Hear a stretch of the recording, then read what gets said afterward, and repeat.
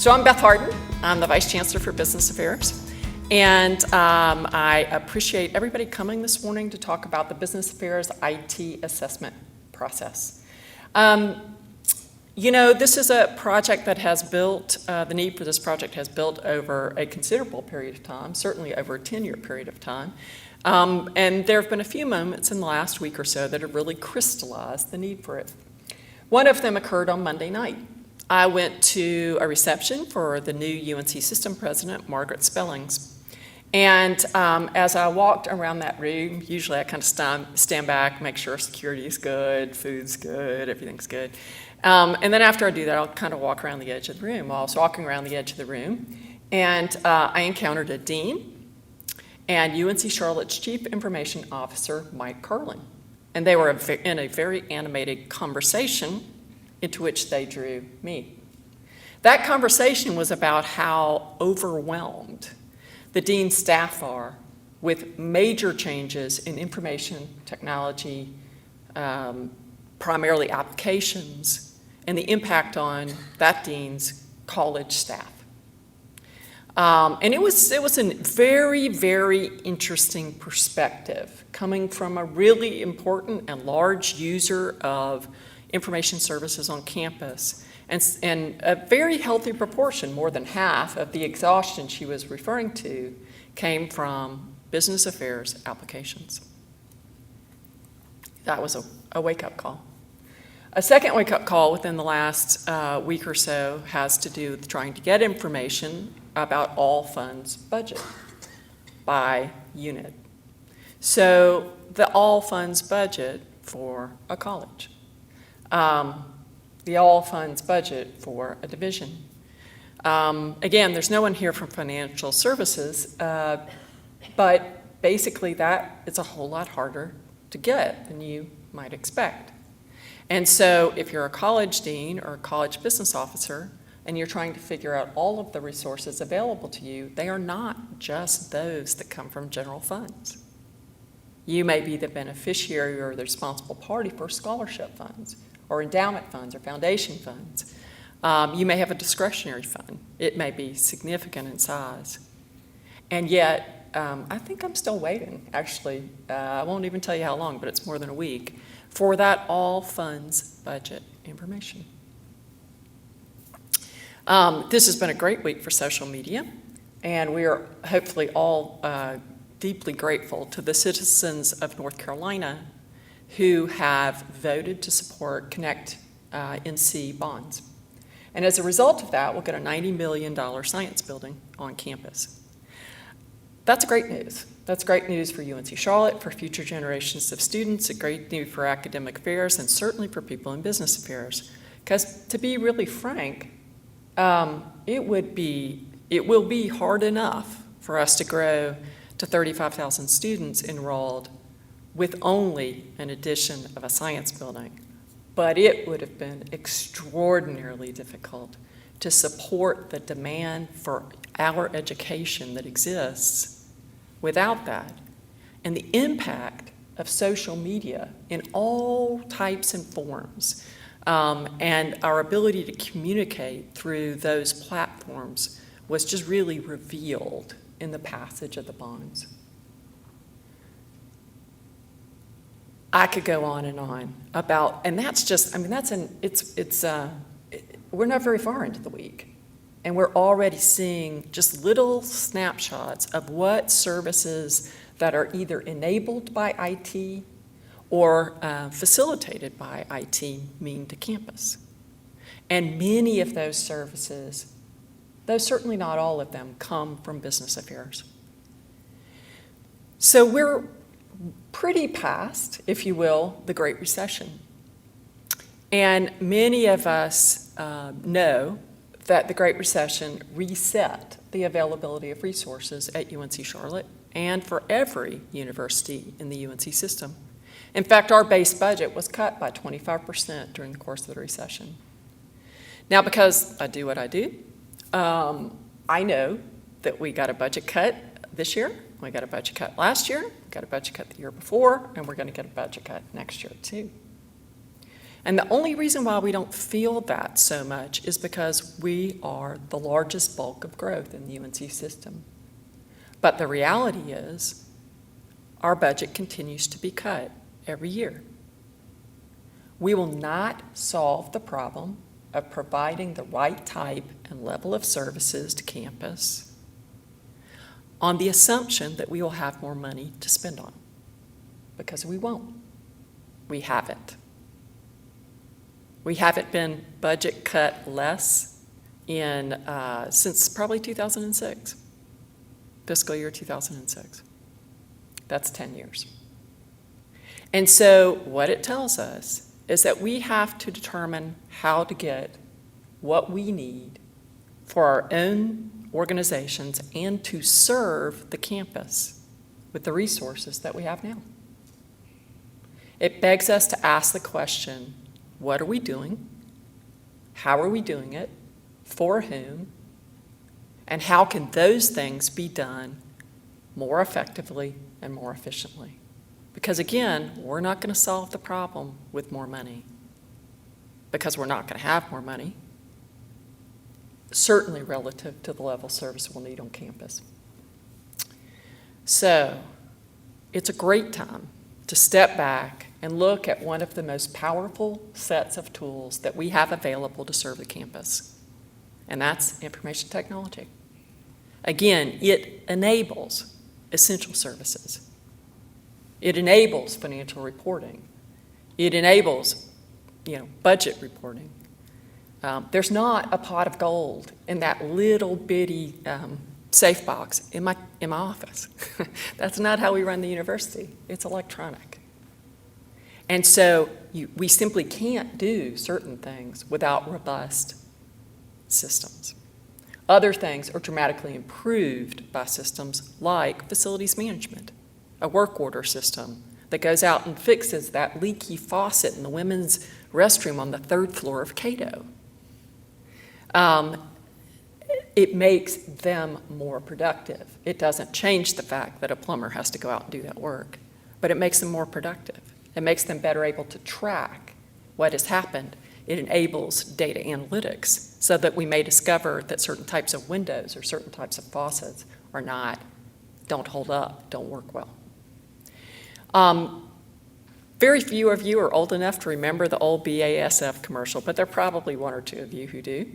And that commercial said, BASF doesn't make the products you love, it makes those products better. Information technology for business affairs is much like that. In many cases, it doesn't make the products, in some cases it does, but it always makes them better.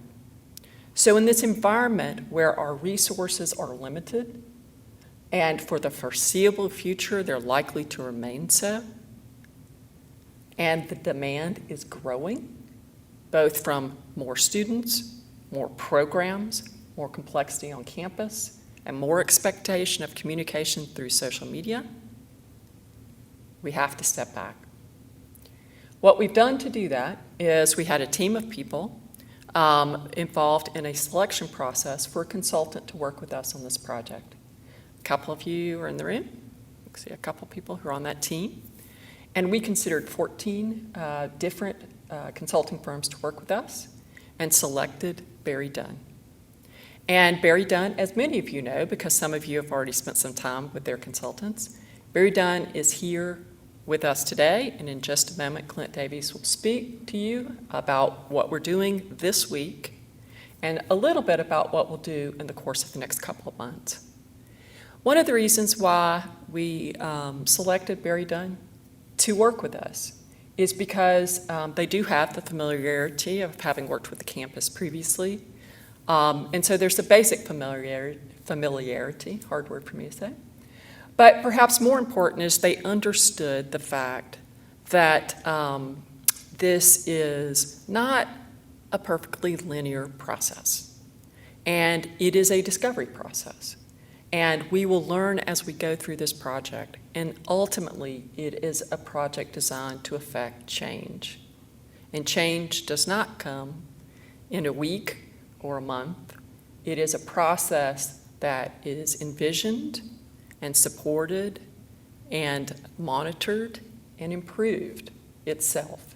And so they come to us with some experience on our campus, some experience on many other campuses, and also some acute awareness, I think, that this is about change. And so we're particularly glad to partner with them in this project. I'm going to ask Clint Davies to come up and introduce his team. And again, a number of you have met them. And he'll make some comments and we'll open it up for questions. And we'll go from there. Make sense? All right. Thank you, Clint. Okay. Beth, thank you very much for the introduction and the perspective there. I'm Clint Davies, principal with BerryDunn, and I'm here. I'd like to introduce two of our consultants who are with me, Vienna Morrill and Lindsay Spain. And those of you who have been doing some interviews already with us have met with one of us in the course of this work. I thought it might be helpful to just share a little bit about what we've done thus far and about the project, put the whole project in context. So we began with an initial planning session with a core working group here, working team, including Beth and Christy and C.E. Pierce, who's our project manager on this. And then we put together a questionnaire. Actually, we put together two types of questionnaire instruments that we shared with the campus. Those were one for IT, staff, and business affairs, and another for stakeholders across business affairs. So our perspective really was to gain some advanced information which would be helpful for our interviews on campus this week, which we've done. So in fact, I'm really appreciative of the response we had to those surveys. We had very good response to those, so that's been very helpful for us. So while we're on campus this week, then we are doing interviews with both of those groups. So we're meeting with actually each of the members of Business Affairs IT, as well as with stakeholders in business affairs and some outside of business affairs. So to get a sense of the voice of the customer, if you will, perspectives about the delivery of IT services and meeting some of the needs that exists. So that's what we're doing this week, and we'll have a chance to discuss any questions that you may have. After this week, we will probably still have a few follow-up interviews. In fact, it's not unusual for us to have some people that we may not have been able to meet with on campus that will do telephone or video conference interviews. We'll also be pulling together what we learn. And for those of you who have seen the survey questions already, you have a sense of what we're asking about. So we're interested in services that are being delivered. We want to have a good catalog of those services. We are also interested in any gaps. And along those lines, that's what we're asking about in our one-on-one interviews and just gaining some perspective from everyone here on the campus. So we're going to be identifying some of those potential gaps that may exist and then considering how best to fill those going forward. As Beth said at the outset, IT touches everything that goes on here on the campus, and it is really across the campus. So it's really important that it be undertaken in a coordinated, planned, intentional, and thoughtful manner, and that's a lot of what we're focusing on in our analysis following our time on campus here this week. With that, maybe we turn it over to some questions that people may have and thoughts. So Christy has a microphone which we can be, yeah. I also want to clarify, we have an advisory board, an advisory group for the project. It includes most of my direct reports, but not all of them. For example, Tom York, who is technically not my direct report, but he's part of our team because he officially, by policy of the UNC system, reports to the Chancellor. And so Tom has opted not to be a part of that advisory committee. You may know he's retiring in August. And he had the privilege of not being on that advisory committee for that. And if you do not know, there are two important people you may not know. C.E. Pierce, who is the project manager, as Clint mentioned, And we're very grateful to ITS for sharing CE's extensive project management expertise with business affairs. And then Christy Jackson is brand new, and she is our new Division Director of Communications. So if you have not met Christy, please introduce yourself when we conclude this program, because she has already done more to update our business affairs website than has occurred in the last 3 years. So communication has certainly been our weakness, without question, and we do intend to improve it, especially for this project. So, questions?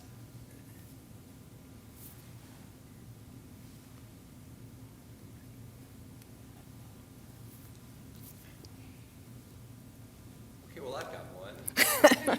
Okay, David. So we're doing the interviews this week. You said there could be some follow-up interviews. What will be your activities past that will take you presumably through the end of June when this project will conclude? What other stuff will be going on sort of behind the scenes? What will you be doing in that period of time? Let me try this mic. Oh yeah, this works just fine. So I'll comment on that, and then I'll invite Vienna and Lindsay may also have some thoughts about that. So we actually, when we go back to the Bat Cave, we spend a lot of time in conference rooms and kind of thinking about what we've heard. We also will be considering it in context of what we see around across higher education around information technology. So one of the things we're doing this week is we are identifying, as I mentioned, some from instances from our interviews with people about either opportunities or potential gaps or some things that are working really well. So we'll be thinking about that, pulling it all into a series of analysis tools that we use actually to create some pictures, try to show where business affairs IT is today and where it is going to be going in the future. We'll also be thinking about how this fits within the context of the IT master plan for the university and understanding some of the the directions set forth in that. So I think that's another piece of the analysis that we're going to be bringing to it, and then we're going to come back with some drafts of some exhibits that actually kind of show where that analysis has led us. We'll be thinking about it in context of some trends that are going on across higher education and information technology as well. So that's a little bit about what we're going to be doing after our time on campus this week. Vienna or Lindsay, anything to add to that? I would just add that we have a lot of different materials and data that we've collected in addition to doing the interviews, so we'll be taking a look at some of that, probably looking at some financial data, organizational charts, job descriptions, those sorts of things. So really it's going to be taking the perspective we got during the interviews and then combining that with everything else we have and really doing some deep analysis work. In addition, I would also add that between now and June, there will probably be a series of checkpoints, or there will be a series of checkpoints with that advisory committee. So kind of making sure that we're moving in the right direction and that the direction that we're moving in is a good fit for the university and more specifically for business affairs. We will be using the website for the IT assessment process more extensively than has been the case for probably the IT master plan, but we will be using that website to communicate. And most of you have a person in your unit who is on the advisory board. You can look on the website to see. Our internal audit, who's anybody here? Let's see. They would be perhaps the only group that does not. So everybody else has somebody who's on that advisory board, and part of their task will be to communicate back to you where we are in the process. So Gary is on it, and Keith is on it, and David is on it. So, and others as well. But I think everybody in the room has a person who represents you on that advisory board.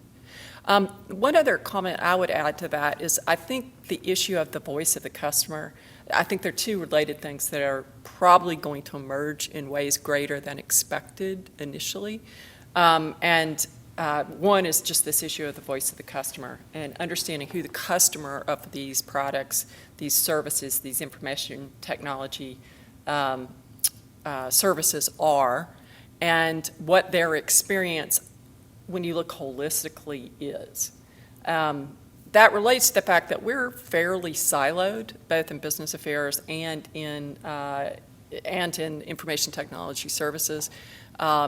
There are not particularly good mechanisms for looking across customer populations and understanding how they're experiencing even improvements in information technology. So, one can say that, Gmail is better than Outlook. One might not say that too, but one could say that, especially since the Outlook platform that was not a stable one for UNC Charlotte. But you can say that, but when you layer on 4 or 5 other major process changes that relate to the utilization of applications, you still have a problem in the end. And so our ways of looking at change from a customer perspective probably will need maturation. So, and I think that's become evident rather rapidly in this process. Yeah. Yes.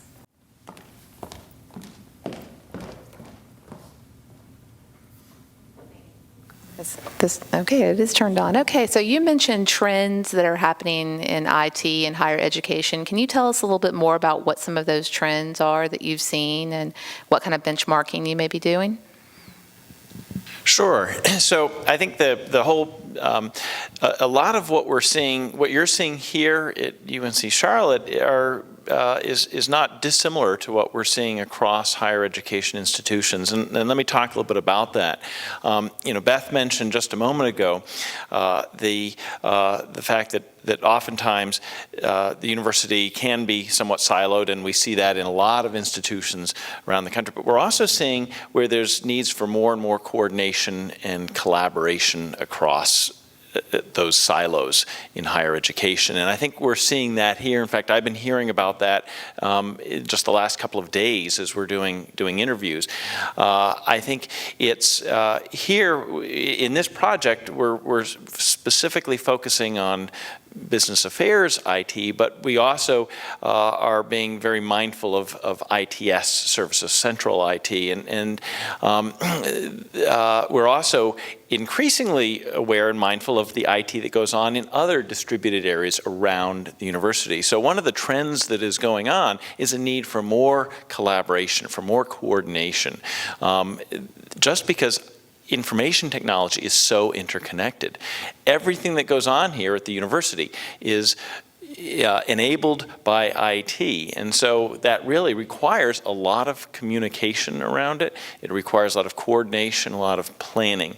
Those are some of the trends that that we're seeing, and that's what enables us to make better use of mobile technology, of wireless, of the network infrastructure, of using cloud-based applications. Those are some of the tangible components of technology that people think about. But I mean, just think about it. Right now in this room, I would bet that every person here has a mobile device on them, and we're all interconnected. So that same sort of interconnectedness is really impacting everything that goes on around technology. I think there are also, if you just look at kind of bring your own device or any form of evolution from that, it's both true for business affairs, but it's also true for the university as a whole. We have finite resources, and there has to be a way of prioritizing what we do. And so, especially with known finite resources and dramatic shifts in technology, whether it's cloud or whatever it is, we will institutionally have to make set priorities. And that has not really been a strength of the university. There has not been a robust prioritization process for information technology for UNC Charlotte. And it still is not exactly what we're going to need to have going forward. So there are lots of different things. There's actually an inventory of commonly used systems in business affairs functions of higher education that you can compare to, and you can say, okay, most risk management, safety, and security organizations will use, a communication platform like X to distribute alerts and advisories, or they'll use a risk management platform like Z, et cetera. So there's actually an inventory you can compare to. I'm not sure how much value we'll get out of that per se, although it is interesting. In the end, we will have a catalog of those applications that we're responsible for, which frankly we do not have at this point. We do not have a divisional catalog commonly agreed to. The people in David Tobelman's shop come the closest to having what I would call an informal catalog of services. But we've got to start with that in order to be able to prioritize better, both as a division and as an institution. Okay, thank you. Who else?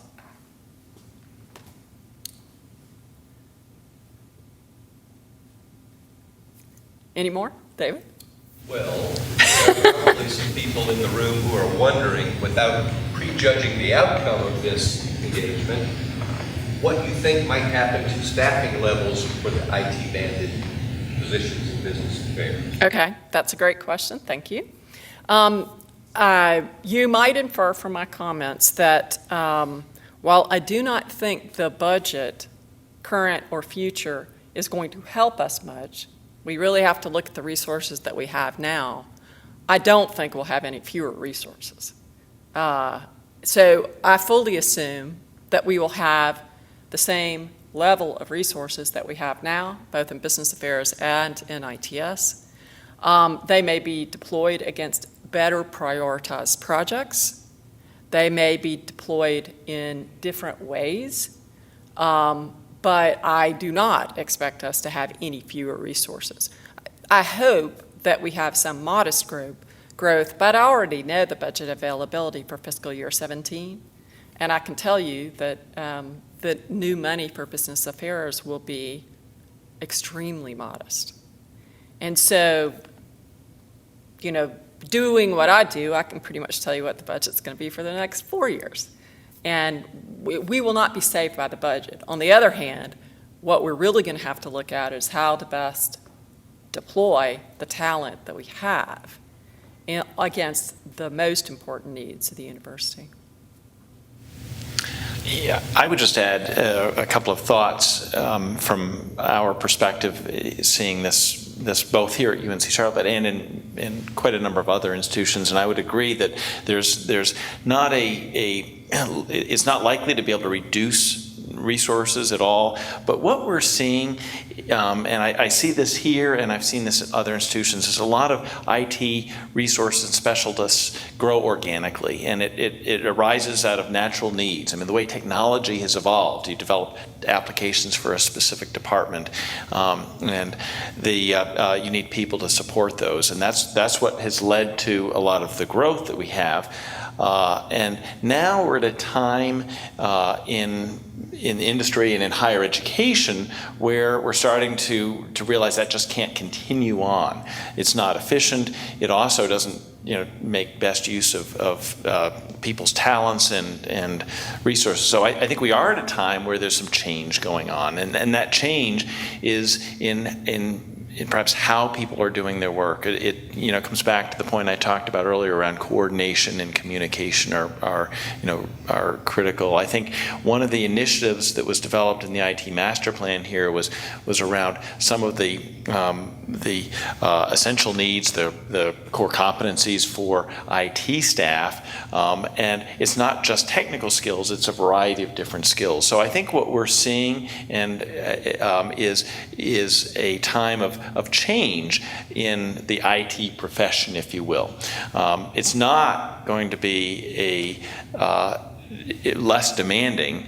It's just going to be a little bit different, I think, and I think that's something that is impacting, higher education broadly. And when we step back at it, it's a good thing, because it allows us to make better use of the resources to provide better capabilities, better information reporting, and that's across the board.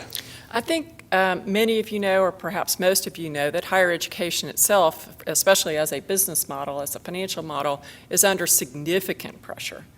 And that is not stopped since the beginning of the Great Recession, and it is unlikely to stop.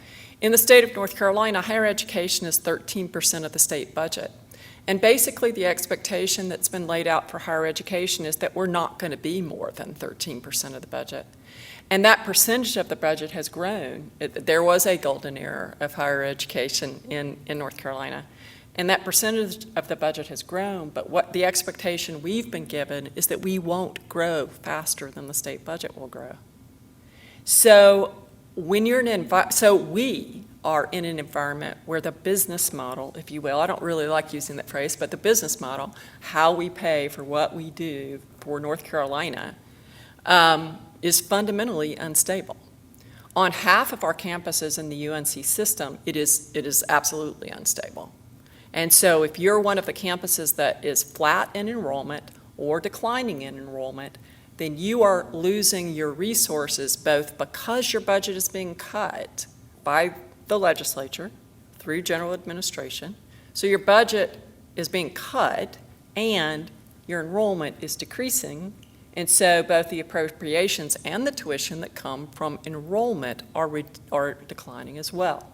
So there are, more than half of our campuses in the UNC system are not in good shape, because they're either flat in enrollment and thus getting the enrollment, the budget cut itself, or they're both declining in enrollment and getting the budget cut. So that is what's going on in higher ed. It's, perhaps too easy to miss that at UNC Charlotte because we've grown so much. But the reality of it is that we have grown, but we have absorbed loads of cuts in our budget from new money that comes from enrollment growth. So let me just give you a feel for that. If you say, this is not precisely right, but let's say that our enrollment growth funding for a new full-time equivalent student is an average of $8,500. It actually varies widely depending on the program, PhD, master's degree, baccalaureate degree, et cetera. But if you say on average it's $8,500, we're spending boatloads of money on compliance, on netting out the budget cuts. We'll spend, probably depends on what you count next year, $4 million, $5 million next year, netting out the budget cuts. So we're functionally being cut by that much, but you don't feel it, and the campus doesn't feel it, because we have enrollment growth to moderate that feeling. But the reality is, we're getting cut. Our budget is being cut. So we're in much better shape to deal with that. But when Clint talks about the rest of higher education, they're in generally far worse shape than UNC Charlotte. Most of the UNC system is in far worse shape than UNC Charlotte. So you guys probably have heard the story of the frog in the pot. So one of my absolute favorites from Covey and others, but when you put a frog in the pot and you turn up the temperature slowly, the frog dies because he doesn't realize that he's in water that has come to a boiling point. But if you put a frog in a pot of boiling water, then he knows and jumps out. Some states have been boiling pots. The recession, the Great Recession, caused extraordinary change in some states. My brother's an academic in Florida. Entire colleges were collapsed. Clemson, for a range of different reasons, Chrissy was there, reduced the number of colleges that they had. It was a strategic move. It also was more effective and efficient. Go to Florida, entire colleges were collapsed. And that didn't happen to us. So it's a little easier on this campus to miss the squeeze because we are the frog in the slow pot. But the slow pot is still moving toward a boiling point. And both the IT master plan and this IT assessment are designed to optimize our use of information technology in an environment where we can't buy our way out of it in terms of needing more. So that's, I mean, it's a big deal. I mean, Clint and I are both, I can be pretty expressive, but not so much when I'm getting videotaped to go on the website. This is a big deal. We are the frog in a slow pod. We have to do something about this. So that's why we are. Anything else? Terry, we'll get you. Yeah, there you go. But Vienna has become, Vienna has become Vanna. So thank you. Do we have any kind of timeline to perhaps know when any recommendations you make would be actionable, or when we would try to implement some of those? We are expecting a set of recommendations from this project in June. Depending on the recommendation, we could begin to see action in the first quarter of fiscal year 17. So there are other things that are likely to take more time. Anything that requires money, like as in more money, or even money for a transition, will be limited to one-time money at that point in time. But we could begin to see change in first quarter 2017 fiscal year, which means the latter half of this calendar year. Yeah. Yes. Okay. Do you have any thoughts or plans? Do you have any thoughts or plans or how we're going to address maybe a culture that doesn't love and embrace change? How you're going to do that from your level or both of you? Yep. One of, as you know, one of the things that was explicit about the selection process for consultants for this project was the fact that this is fundamentally a change management initiative. You can say it's a technology assessment. You can say we're going to build our catalog. You can say we're going to look at, all kinds of different things. But in the end, it's a change management initiative. And so that was something that we considered, and you may recall that we had some consultants who thought they could come in and do this work in as little as, I think, 8 weeks, certainly 10. And I think it dawned on all of us in that selection process that anybody who came in and out in 10 weeks was not likely to foster a change management process. So one of the reasons why we have a project that is likely to expend until the end of June is because it really is more of a change management project. We've done a couple of things to prepare for that and to anticipate that. And in fact, we've been doing them for the last couple of years. I'll mention just a few. One is that both David Tobelman and I have sought professional development around leading change and structuring change initiatives. We've used two different models. The one that I am more familiar with is a Wharton model, if you will, and it's really a John Cotter model, who's from Harvard Business School. David has participated in ProSci, which is a different structure, if you will, probably a bit more robust, actually, for training people in change management processes than Wharton is, I'll be honest, having done the Wharton stuff. And so that's been done over the last year and a half, I think. It's probably maybe a little bit less than a year and a half. So we've anticipated this. Dave and I have both been extensively involved in the IT master planning process. And from both of those models, whether it's ProSci or whether it's Cotter, there are a number of things that are identified as best practice in change management. From having been on the committee, we looked at how our consultants considered change management and the degree to which they recognized this as a change management program, and that was important to us in the selection process. And then finally, Christy Jackson's arrival is designed to complement change management and this project in particular, because one of the things that's absolutely critical to change management is communication. We have very limited communication resources in business affairs until facilities management hired a professional communicator, the first of whom was hired about 2 years ago. And that was an explicit decision on my part. I had wanted to hire a divisional person first, and then we could hire others in the units. And frankly, we didn't have a space. Y'all can appreciate this. We didn't have a space to put that person.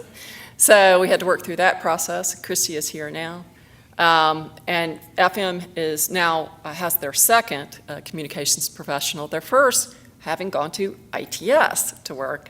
So we have now gone from 0 communicators, professional communicators. We do have marketing staff, especially in auxiliary services, to 2 in business affairs, and we've gone from 0 to 1 in ITS.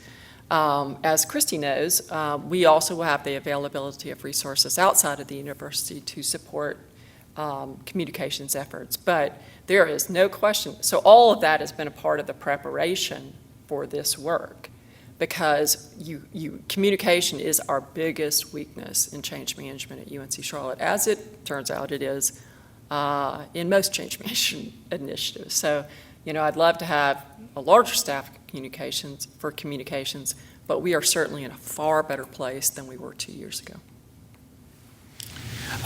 Just to add a couple of thoughts around it, with any of the change models, it all starts with acknowledging the need for change. So I think that's one of the things that has occurred here. I think communications is really critical. The next is really understanding how, and that's what this project is going to be about. Is what sort of changes should be put in place and how to go about them. From a personal note, being on campus here this week and comparing it to when we first started working with the university several years ago, I've seen some of those changes already occurring. So it's interesting, and it's sometimes difficult to see it when you're very close to it, but it's evident looking at it objectively that things like the importance of having professional communicators, both at ITS here, business affairs, elsewhere, makes a difference. Yeah, and one of the things that I think is more intentional in this project from our consultants, although they were also our consultants for the IT master plan as well, but they provide valuable communication support as well. So they recognize the need and can draft really excellent communication pieces for us around the charter for this project, or communications for staff, and essential issues to touch on as we go into a project. So they bring a level of communications experience that is valuable to us, and it already has been to date. So I think we're using that more than we did a few years ago, and I think they have more expertise and more recognition for that expertise as well. So I think all of those things are true. Anything else? All right. Well, we thank you for coming, and we will post this video just as soon as we can. But we really do appreciate your coming today and asking questions, and we look forward to the next couple of months as we do more and do better for UNC Charlotte. Thanks.